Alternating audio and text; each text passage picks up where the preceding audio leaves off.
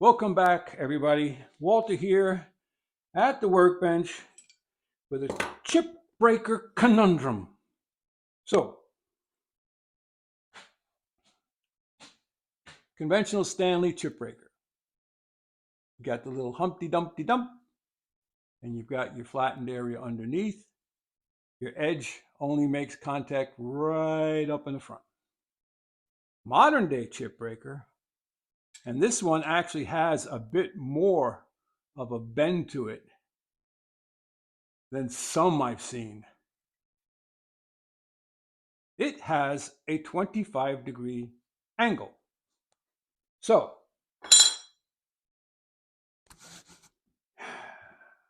I just don't feel that these give you enough chip breaking action. So if I were to set, and here's where my little wedges come into play. If I were to set my bevel gauge to 25 degrees,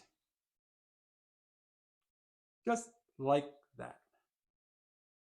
Okay? So you can see 25 degrees, just like that. And we take the modern chip breaker and we slide it in. If it's tight, it's 25 degrees. If we take the conventional chip breaker with the hump, we put it in there and there's a gap.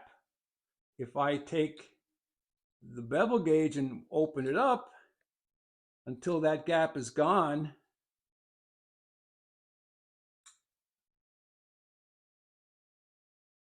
be about there. Which, if I take my 30 degree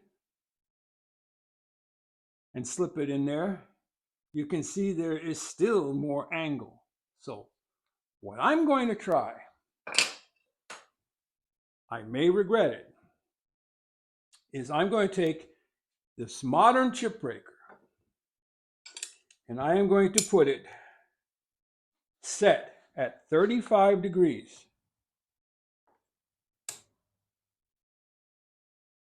All right, let's lock that in. And we're going to give it just a few short passes. That's 10. There's no burr on the bottom yet.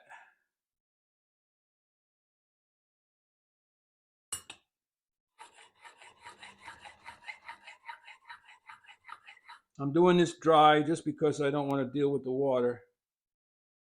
And there is a slight burn now. Slight wire edge.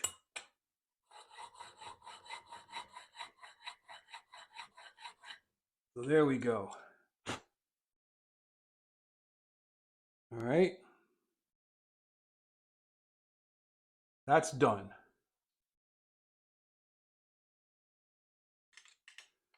Put your tools away where they belong, you'd find them. Now,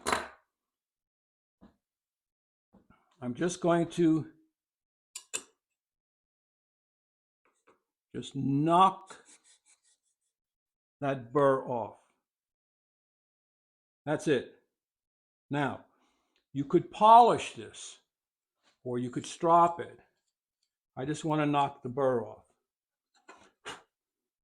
So, I just don't think having basically a blade on top of a blade makes any sense at all. And I was talking to Ron Hawk about this, and he warned me to be careful. I guess he's done his research and he knows.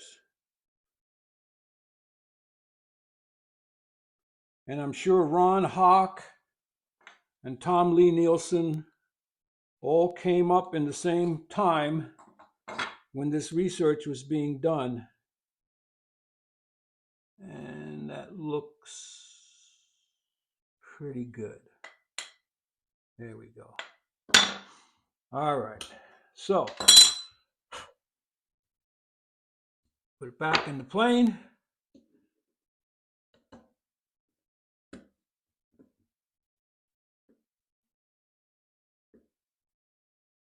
Put the hood back on. Let's sight it, adjust it.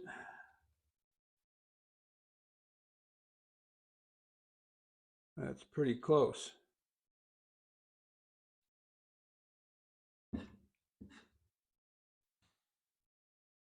This is the Garrett Wade number 4. Let's see.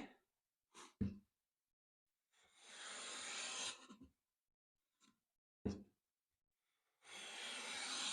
little bit thick on this side.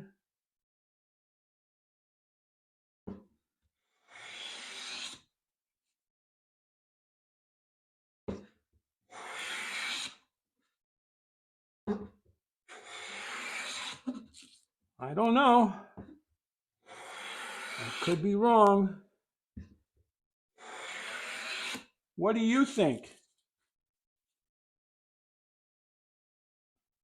And I'm not telling you, and I'm not suggesting that you go ahead and change your expensive Hawk or Lie-Nielsen or any other brand Chipbreaker without giving this some due consideration.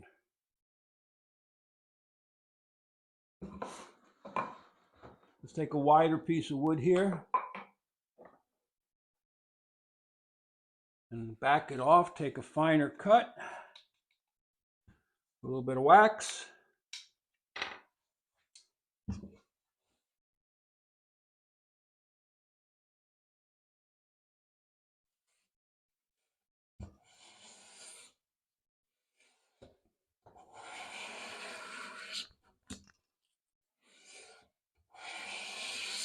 I don't feel it's any harder to push. Naturally, your blade has to be super sharp.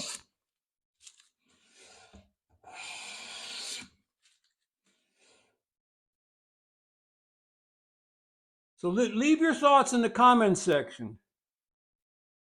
Should we try and mimic the Chipbreakers of old, or trust the modern makers? I don't have a Hawk iron here. I do have my Clifton. I could get that out, but I'm getting beautiful, beautiful shavings.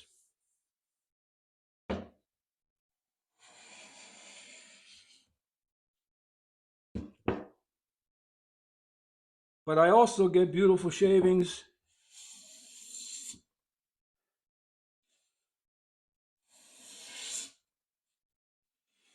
with my Stanley with the conventional blade and conventional Chipbreaker.